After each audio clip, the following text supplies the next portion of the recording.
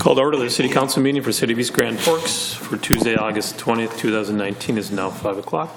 Would the City Clerk please call roll?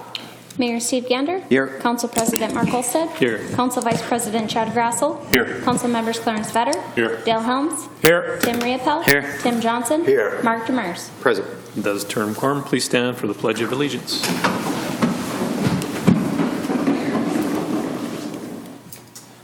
Pledge allegiance To the flag of the United States of America and to the republic for which it stands, one nation, under God, indivisible, with liberty and justice for all.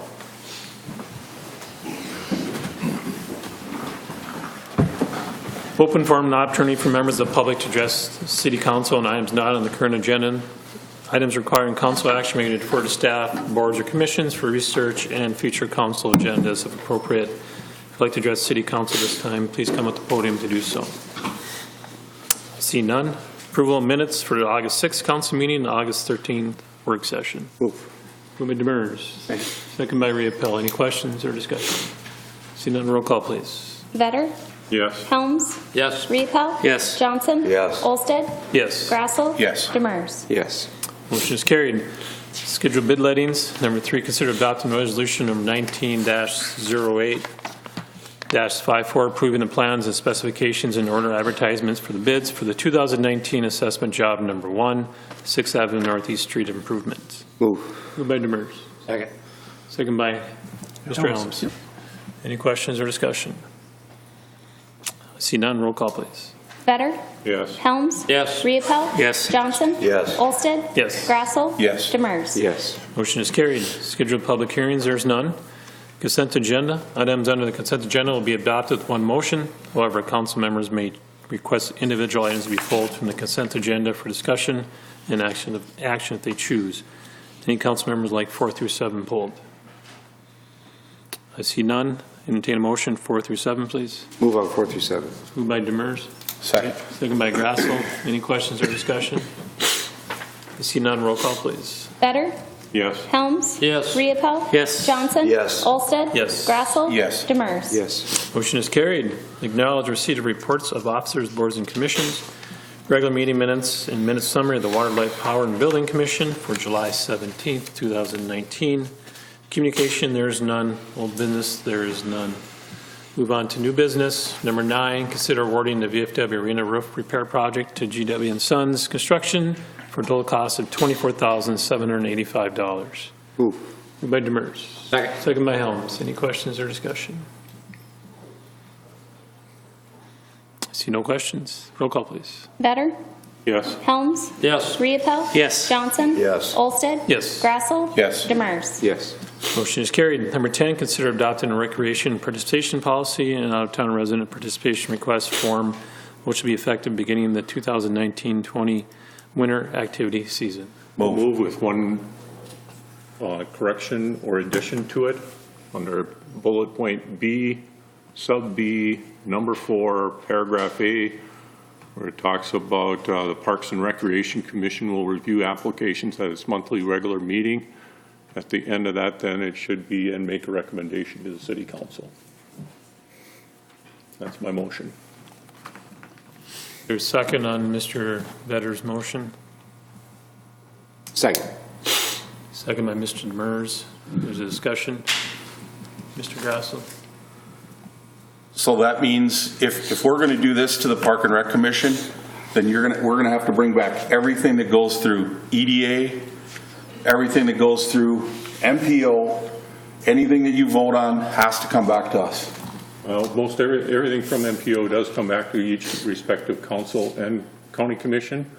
EDA is separate and they have their own bylaws, but the bylaws of the Park Commission is that they make recommendations to city councils. They don't make any decisions on their own. So yes, But everything that they do comes back to council. those decisions are to help Reed govern his position due to the fact that he was doing it or they were doing it in the Park and Rec Committee all by them, or in the Park and Rec Department all by themselves and handling those situations as need be. No, they came back to council. Not every single thing that went through the Park and Rec Department? Parks and Rec Commission is supposed to make recommendations to council, and it's supposed to help Reed plan for the future. Has there been an incident last year, Reed, that someone was granted that application, and did it come before the council last year? Or any years since you've been here?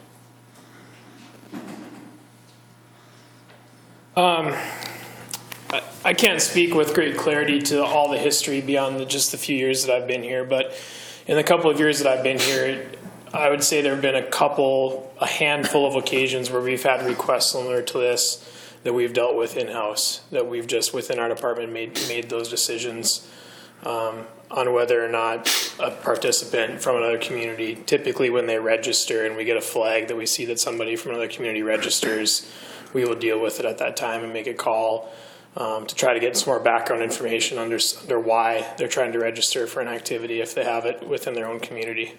So yeah, there have been a few occasions that we've had to deal with that.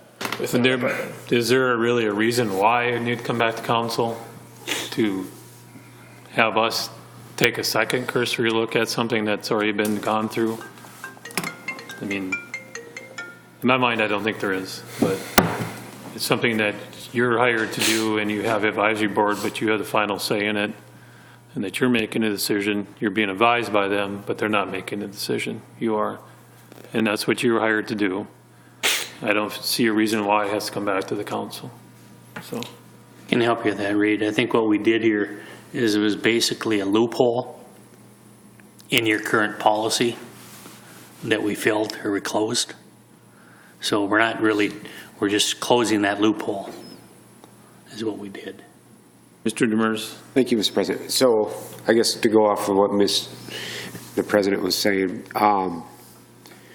currently you have the sole authority, or how does that work, to add or deny, or do you go through city administrator or anything, or do you just, it's your discretion? I would say in the past practice it's been the discretion of our department. Okay. The situation, if you want more detail, the situation of where we got to this point here is we had a request from an activity to have a resident from another community that had a program within their community be a part of it. It was a request for multiple participants initially that we visited about in our office and initially gave them the answer that no, we didn't think that they needed to participate in our program, and we listed a number of the reasons within this policy as why. And then that dovetailed into at least a month worth of back and forth conversation over, you've allowed this before, why have you allowed it before and you're not going to allow it this time? And there hasn't been a written policy before. So I think on every single situation, it's been dealt with on a case-by-case basis. And I can't speak for those circumstances over the course of the history of the Park and Rec Department and its activities, but it's truly been a mixed bag of answers of sometimes it's allowed, sometimes it's not allowed. So the idea behind this policy was, the intent of it was to create a more consistent basis for which we can move forward and give reasoning to why we wouldn't allow it, or we would. The idea of having the Parks and Recreation Commission be a group that can be a sounding board for that was simply for that reason, that if people get sick of me telling them the answer every single time, we have a commission of residents that can advise us on certain situations like that, help to be a part of it, hopefully to at least offer, because the response from the community is when we have a request and they come into my office and they make a request like that and I tell them no, in a lot of cases they don't like that answer, and they don't like that it's just me deciding the fate of the activities for the community. And that's where the idea of having the Park and Rec Commission be a part of this situation came up, is, okay, you don't like the answer that I'm giving you, then the next step in line is to have the commission listen to it and see if they feel differently than what I do or what our department does. So I see kind of two competing things with that. One is you want to have a consistent policy and consistent history of application of that policy, but then we also don't want to have the negative feelings or whatever either. I'm just wondering if, going even to the commission, almost to Mr. Vedder's point, is even if just you go to the commission, you start to introduce a little bit more subjectivity that could lead to less consistency. So out of those two, would you rather have the consistency or would you rather have the negative feedback? Because to me, I'm starting to think now I would just rather keep it all in one office and keep that consistency if that's the two competing interests you have. What I can tell you from the background of how this policy developed, the initial policy that was drafted did not include a form to request the Park and Rec Commission review it. It was basically the hard list, bulleted policy, and if you didn't fit within those criteria, sorry, you don't qualify to participate in our activities. What we got into was a situation when we started reviewing what are the potential errors, where do we have these potential requests to participate that this policy doesn't cover. Mr. Olsted touched on one at the work session last week. It's a separated family, and one has a house in Grand Forks and one has a house in East Grand Forks, and they split custody, and they're trying to make a decision on where they go. That's when the form came out, and then we said, okay, we can't possibly write a policy that is pages and pages long that lists every single one of the potential situations we might have. So let's implement a form that somebody can fill out and say, I have an extenuating circumstance that I want you to consider, and then that consideration could come back to the Park and Rec Commission. If you want to edit it and say that past practice has been that the department handled it themselves and that's the policy and it's written that it's handled by the Parks and Recreation Department specifically, I'm okay with that. If that's what the policy reads, I'm okay with that. This is the policy that was recommended by the Park and Rec Commission, so that's what's brought forward to you. And then the last question I have is about the practicality of the policy. Like your registration dates to the time of actual start are often pretty narrow. Even going to, a Park and Rec board, what do you anticipate the timeline? Does that mean that you're going to push up your registration in order to allow for this, or do you anticipate like having people sit in limbo for a week or something right, while you get it through this or potentially through the council as well? Or yeah, that's under the subtitle A, where it talks about the request needs to be in 30 days prior to the close of registration. We feel like if that came in under that time frame, that would give us a chance to have a Park and Rec meeting to review that request prior to the start of the activity. But to your point, the people trying to register as an out-of-town participant, they would need to be aware of that, and they'd need to take those steps to get it done. Probably, the day of the registration right. opened. That's what I mean. Your registration period. The window's small. If they're dragging their feet and they're calling us a day before registration closes, no, it's not going to get reviewed under this circumstance in time to do that. But we felt like, again, that's a responsibility on the people. If they're trying to participate in our activities from another community, they should have the awareness of looking forward to make that request. So let's say that you have recommendation from the appraisal, the appraisal board. Still at work? On the Park and Rec Advisory Board. Who makes the final decision? It's up to you, though, still, isn't it?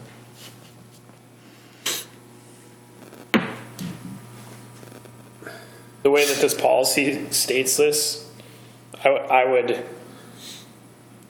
take the recommendation of the commission would be the final response to whether or not it's allowed. Like I said, I'm totally on board with that criteria being changed. If it wants to go back to that, it's the department has the final decision, and that's the line. I'm fine by that. I think the advisory board is there to give you the guidance, but I think it's still a responsibility since you're the department head, needs to fall on you. Okay. It does not need to come back to the council for us to take a look at it. As Mr. Demers says, our meetings are even out farther than action needs to be taken. If it goes to work session, then it goes to a council meeting.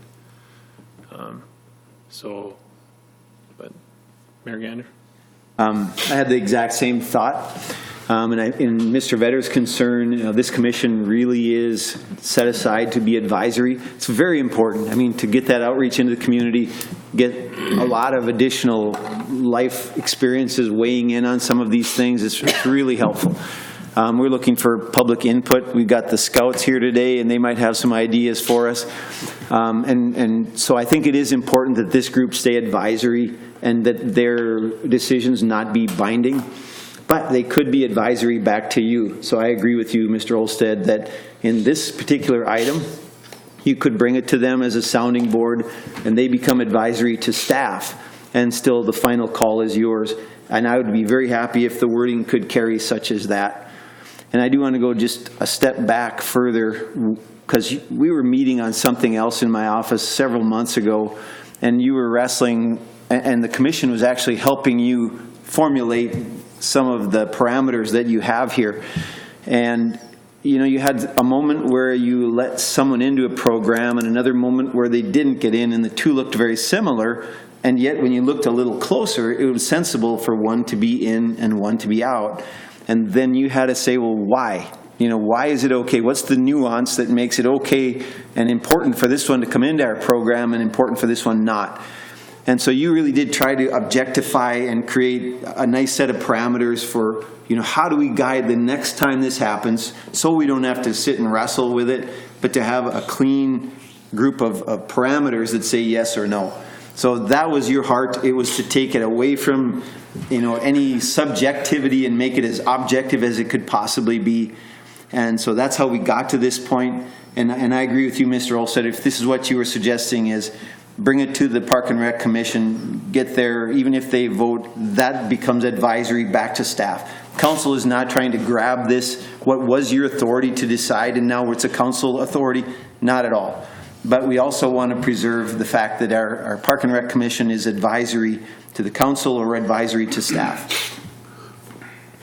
I would be happy with that if I can speak on that. You said it better than I could, but truly the idea behind the form and behind the idea was that so often the answer has been it's stopped in our office, and the people that maybe are making the request think, well, gosh, he's a jerk. He doesn't want to listen to what I have to say. He's just instantly going to say no to me. And that's not the response that I wanted our office to give on these cases. I want people to feel like they can be heard. They can come in with the request and that it's going to be taken seriously. It's going to get reviewed. It's going to have the legwork put into it that it deserves, and they're going to be given a reasonable answer back. And that's what I truly was hoping to accomplish with this process. Mr. President? Mr. Goldston. If I may, I know that the reason for the commission was an advisory capacity. I was also going to mention that it seems to be backwards. I think it first goes to the commission for an advisory opinion. It comes to him for ultimate decision, and then if there needs to be an appeal to that, then the appeal from his decision would come to this body to determine whether or not they want to override Mr. Huttonen's decision, if you want to go that far to have some type of a due process for participation. Like it. So the original motion for Mr. Clarence, I don't know if you want to. Anybody else have any questions on the way Mr. Vedder has the motion, changing it, that it comes back to council?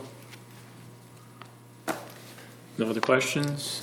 I do have one. Mr. Vedder, could your motion go along the lines of what Mr. Golsted just said, or would you rather it be something different? Well, I'm wondering if we don't want to table it and put the new wording in and bring it back next time then. And then we can review it at that point. Do you have ample time to do that, Mr. Hutton? Our registration is set right now to open September 2nd. The next regular meeting is September 3rd. So yeah, we could make that work. Sure. We can do that. Sure. Could we do a vote at our work session, a special vote for this item? You want to bring it back next work session, and we'd have to call a special session right immediately following to vote on it, so you'd have it, because I'd rather have you have it done in Yep. place, so that someone doesn't jump on it on September 2nd saying, well, there's no policy. If we weren't going to do it until September 3rd, I'd probably find a way to delay that we open registration until September 4th, pending this decision. Has anyone contacted you looking for the form? Because it's, No, I mean, other than that discussion at our Parks and Recreation meeting, it hasn't been discussed to our participants. and no participants have come and approached you from out of our area? The one, we had a request at our Parks and Recreation meeting that dovetailed along with this, yeah. So that request is still there. Okay, so they had none other ones than the one that prompted this. Correct. Right. Yep. Yeah. Okay, so we're all okay with tabling this till? I would withdraw my motion and move to table it. Yeah. Okay. You're withdrawing yours to Mr. Demers, I'm assuming? You don't Yep. have to, but we're gonna table it? Yeah. Move on. Okay, thank you, Reed. Thank you. Move the table. Yep. Any other questions on tabling? If not, vote please, roll call. Better? Yes. Helms? Yes. Riepel? Yes. Johnson? Yes. Olsted? Yes. Grassel? Yes. Demers? Yes. Motion is carried to table. Number 11, consider approving the agreement between the City of East Grand Forks and USA Hockey to adopt comply with Safe Sport Program. Your motion. Move. Moved by Demers. Second. Second by Riepel. Any questions or discussion? Question I do have, did you, the answers get back, did they come back to you with any of the answers that we had last week? And also regarding who could be a locker room monitor or who could, how the setup is, who can be involved? Some answers, yes. I don't think we have all the answers. The first concern we had, I did discuss with Steve Olhauser, he's the president of Minnesota Hockey. As far as the agreement is concerned and the request for the board of directors and coordinators that be included with that agreement, under the situation of how we're operating within the city, he's basically, in layman terms, said anyone that is not already certified through USA Hockey as a coach or as a team manager, those two roles have to be certified and background checked in order to work in their capacity. Anybody within a leadership role that makes decisions for how your hockey program is operated that is not certified through those two categories, they wanted to have listed on a letter listing saying that they will become, if they're not already, Safe Sport certified and have that subsequent background check completed. So the way that we're operating right now, that would basically list, there'd be no reason in his eyes to have the city council be listed in that group. It would be the Parks and Recreation staff that work with our hockey program. So that'd be myself, Mark Dragich, and Katie Bassflug. So in your packet, there's a letter included in that. All three of us are all already Safe Sport certified, have had our background checks completed. So we would be up to adherence with this agreement that they're asking us to sign right now. The second part of that conversation, he did feel under the way that we're operated, because we don't have a board of directors for our hockey program, that it would be a good step for us to create a Safe Sport Committee, a group of volunteers that would be interested in helping us through the process. The Safe Sport chairperson, he said, very well could be a paid staff person if we chose for it to be that. But that it doesn't have to be. It can be a volunteer. For example, our figure skating club has a Safe Sport chair on their club right now. That's a volunteer that's trained and certified to do that. There'd probably be pros and cons to both sides of that. If it's a staff person, they may not be able to be involved in every decision because they may be too whether it's invested is the right word, but they may know too much about it already before it comes to a point of having a hearing. But that was a suggestion from him, is that we have a Safe Sport Committee become recruited. So we could certainly discuss that at future work sessions as well. The locker room monitor side of it, the suggestion from USA Hockey, mainly because of the financials of how expensive the background checks are going to become, their suggestion is that locker rooms be monitored by coaches and or team managers, but that we don't open it up to any parent interested in doing it, could become doing it, mainly because anybody that we're going to have be a locker room monitor is going to have the training and the background check done, which starting next season is going to be $30 a person, and that cost is going to be turned around on our program. So just even to limit the cost of it, they said pick out a select group of people, ask them to do it, and have that be who's in charge of your monitoring program. So we're still working through the steps of how that's going to look for us, but Okay, thank you, sir. thank you. Anybody else have anything? Not, roll call, please. Better?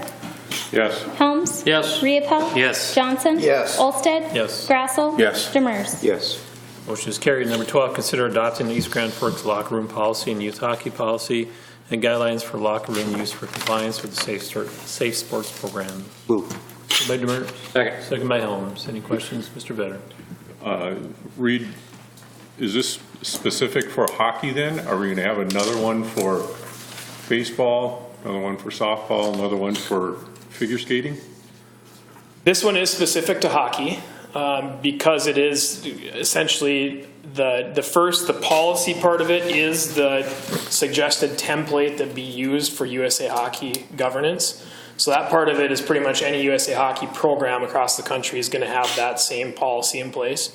And then the guidelines part of it is a secondary part that we put in place that's pretty specific to hockey. And it talks even specifically in co-gender teams or if you have a female team with male coaches and how we'd handle that. We are in conversation right now with some of the leadership from the figure skating club in our figure skating program, our staff within our figure skating program to figure out how we're going to have a locker room policy for it. It is in some cases going to be different because the situations are different than hockey, and the Safe Sport policy for figure skating through USA Figure Skating is different than hockey's. They're even though they're both U.S. Center for Safe Sport, they have different practices in place. So we're going to have to address them separately across each case. Our other programs, our baseball programs, our softball programs, they are not mandated through a U.S. governing body such as this. So they're not mandated to have a Safe Sport policy in place yet. But we're certainly having those conversations internally of how this can be developed across all activities that we have. But we don't have all the answers to that yet. Anybody else have anything? Not, roll call, please. Better? Yes. Helms? Yes. Riepel? Yes. Johnson? Yes. Olsted? Yes. Grassel? Yes. Demers? Yes. Motion is carried. Number 13, consider adopting resolution number 19-08-56, approving the loan agreement and business subsidy agreement between the East Grand Forks Economic Development Authority and Delisle Properties LLC for a loan of $150,000 at 1% interest be paid back in 10 years. Move. Moved by Demers, second by Helms. Any questions or discussion? See none, roll call, please. Better? Yes. Helms? Yes. Riepel? Yes. Johnson? Yes. Olsted? Yes. Grassel? Yes. Demers? Yes. Motion is carried. Thank you. Number 14, consider authorizing the city administrative clerk treasurer to issue payment of recommended bills and payroll. Move. Moved by Helms, Second. second by Demers. Any questions or discussion? See none, roll call, please. Better? Yes. Helms? Yes. Riepel? Yes. Johnson? Yes. Olsted? Yes. Grassel? Yes. Demers? Yes. Motion is carried. Mayor Gander. First of all, I'd like to give you an update on our work at the 2021 Minnesota Governor's Fishing Opener, possibly coming here to East Grand Forks. And some of this will be a review, but this is an email I got from Julie Rigg of the CVB, and she's agreed to send these out to keep us all up to date on as things are progressing. So first of all, the Greater Grand Forks Visitors Bureau is coordinating details for the bid proposal, which is due in November. And we've partnered with the City of East Grand Forks to do this, so the two groups are working together. The event will occur Saturday, May 15th, 2021, with people coming in beginning on Thursday, May the 13th. Informational sheets will be sent to East Grand Forks businesses and partners to provide an overview of what we're doing and why. This will be followed up with contact for potential sponsorships as well as letters of support. So a lot of this will be done in the front end. The Visitors Bureau is launching a social media campaign using the hashtag, that is hashtag MyEGF, in an effort to collect images and videos from local residents to include on the proposal. And of course, that proposal that we're putting in November, any fishing videos, any recreating along the river, camping, anything that would be any way connected with the governor's fishing opener, please send those in, and those will be included with our submission in November. And probably, as you know, we're among a half dozen or so cities still vying for this event. It's by no means a shoe-in for us, but there does seem to be some interest. Participants will be entered into drawings for gift cards to local businesses. This will be promoted through Facebook, Instagram, advertising in the Exponent, the Grand Forks Herald online, and posters delivered to local businesses. A video is being developed to be included in the proposal, inviting the opener to East Grand Forks. And our very own Reed Huttonen and his wife will be among the talent in that video. Actually, it says here they'll be the stars of that video. Reed is working with DNR officials for coordination. Locations, that is the hotels and event sites, are being reserved already, and we're narrowing down the community festival, opener events, and showcase activities, which will all occur right here in East Grand Forks. So please stay tuned. You'll get more updates from Julie. If you could attend these meetings, they're usually midday between Julie. Megan is usually there. Reed is there. And Stephanie Bernstrom. There's a lot of enthusiasm about this, and these people are such experts at bringing in these kinds of community events. Boy, everyone has different kinds of expertise. We're all good at something, and these folks are so good at really paying attention to the details on something like this. Next item, of total of 3, because we have a budget to work through. Right, David? We do. We do. Heritage Days was a great success. And so I want to say thank you to everyone who made the event possible and to all who attended. The Thursday parade was very well attended. Lots of candy went out on the route. And thanks again to police, fire, public works for clearing the route and making that possible. That's a blast. That's really so cool to see everybody turn out for a parade. The hot dish contest was amazing. I ate 16 kinds of hot dish in a very close sitting, and all of them were good. But I'm glad to judge that anytime, so bring me back for that, okay? I'm all about the hot dish. I'll leave the rest of Heritage Day's highlights to Mr. Helms because he's way more involved with all those activities than I am, and I'll look forward to hearing his update on that. And finally, Rockin' Up North Fest. Again, another example of what can happen in our city. A great event. Thanks again to all the organizers of that event. Great attendance. We're glad that the weather cooperated. Thank you to our city staff who coordinated the permitting process, the road closures, and all the other logistics. It's really fun to see our downtown come alive with such a gathering as that. I hope to see more of that in the future. Thanks. Better. I don't have anything, thank you. Mr. Helms. Yes, thank you. I'd like to thank the mayor and the city council, Mr. Riebel, Mr. Olsted, our city administrator, Dave, and Paul for coming out and helping us out in the burger stand. It was, like as mayor said, it was a great success. We were supposed to run until 4 o'clock. We shut down at 2 o'clock. We sold everything we had. So it was a good day on Saturday. Went really good. I think that's probably the least amount I've heard the mayor talk when he was in a hot dish contest. He was loving it. Oh yeah, you fill up the pie hole and you can't talk. But that was a good time. That's the first one I've ever been at on that too out there, and that was really fun because the judges all had a great time at doing that too. So and I want to thank the fire department and the police department for helping us on our parade. It went really good. We were able to keep the mayor moving this time, so we got through in about 35-40 minutes this year, so that was kind of nice. So other than that, thanks again. I just got one thing, Chief Hedlund, thanks for cleaning up the parking lot the other day. You were out weeding, and I know it was a little hot, and you had fun the night before, but we appreciate you going out and doing that on your own time. Thank you. Mr. Johnson. Just nice to see the scouts here today. Got to keep her up, boys. Doing good. Mr. Mers. Nothing tonight. I'll save my voice for downstairs. Nothing. Good. I have nothing for tonight. Mr. Murphy. I just have one thing, and it has to do with the Heritage Days. I will say that it was a very good success in our household because my father-in-law was up here. He went to that, and he went to the old-time tractor pull that was there, and he was very, very excited because there was the Canadian version of the Oliver tractor was there.